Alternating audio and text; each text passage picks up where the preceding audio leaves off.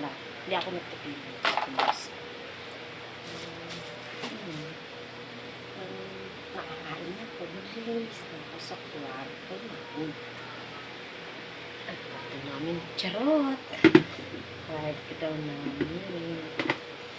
Tapos na ako maglinis namin. Hindi linisin ko naman. Mga kwarto.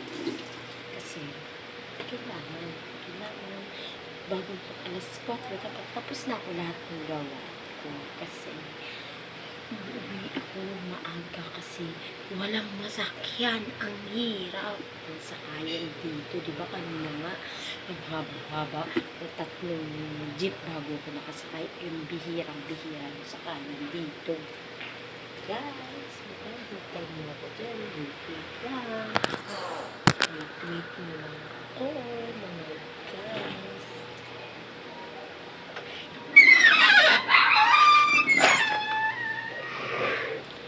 Okay.